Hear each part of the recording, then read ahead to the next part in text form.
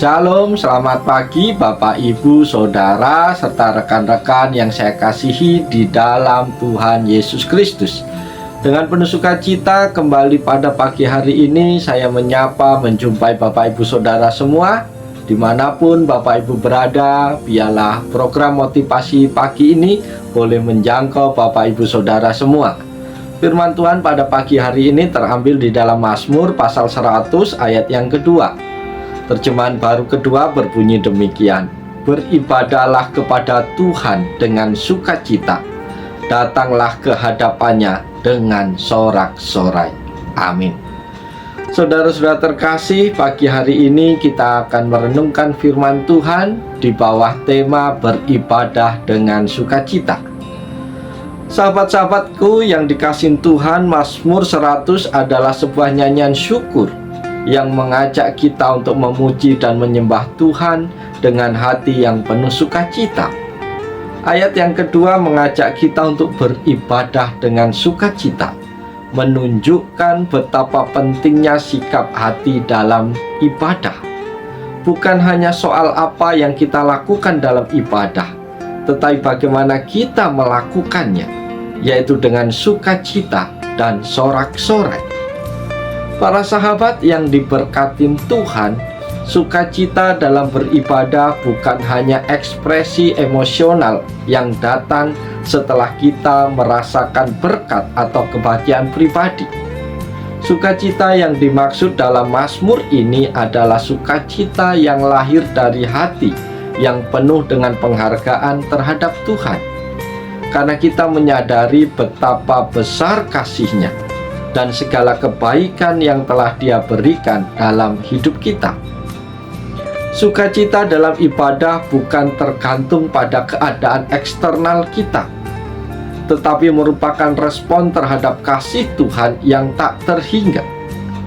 Di tengah segala suka dan duka hidup, kita dapat beribadah dengan sukacita, karena kita tahu bahwa Tuhan selalu setia, selalu hadir, dan selalu bekerja dalam hidup kita. Para sahabat yang dikasihi Tuhan, sorak-sorai bukan hanya sekedar suara yang keras, tetapi ekspresi kegembiraan yang tulus dan penuh semangat. Ini adalah bentuk pujian yang mengalir keluar dari hati yang penuh syukur.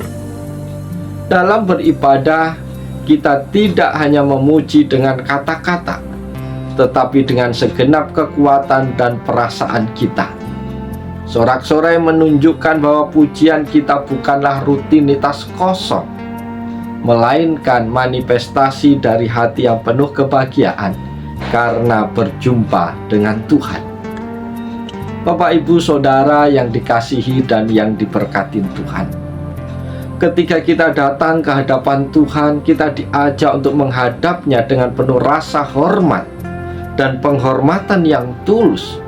Sorak-sorai dalam ibadah adalah cara kita menunjukkan kegembiraan dan rasa hormat yang dalam kepada Tuhan sebagai Raja dan Tuhan yang layak disembah.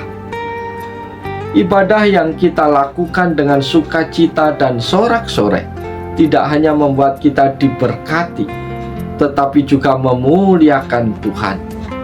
Tuhan berkenan melihat umat-Nya datang dengan hati yang penuh sukacita dan semangat dalam beribadah. Ketika kita beribadah dengan penuh sukacita, kita memberi kesaksian kepada dunia bahwa Tuhan adalah sumber sukacita kita dan hidup kita adalah untuk memuliakannya. Ibadah yang sungguh-sungguh dengan sukacita dan sorak-sorai menjadi kesaksian hidup bagi orang lain. Melalui ibadah yang gembira dan penuh semangat, kita mengajak orang lain untuk melihat bagaimana besar kasih Tuhan dalam hidup kita dan mengundang mereka untuk juga merasakan sukacita yang sama.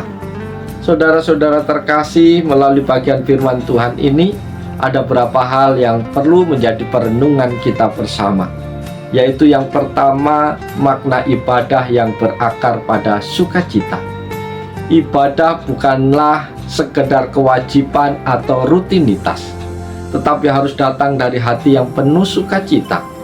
Sukacita dalam beribadah mencerminkan rasa syukur yang tulus kepada Tuhan, karena kita menyadari bahwa Tuhan telah menyelamatkan kita, memberkati kita, dan selalu hadir dalam kehidupan kita. Yang kedua yang perlu kita renungkan adalah beribadah dengan semangat dan sorak-sorai. Para sahabatku, sorak-sorai bukan hanya tentang suara keras, tetapi ekspresi kegembiraan dan penghormatan kita kepada Tuhan.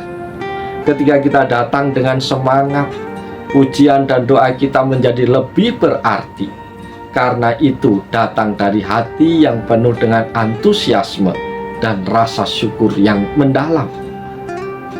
Yang ketiga yang perlu kita renungkan adalah ibadah sebagai bentuk penghormatan kepada Tuhan.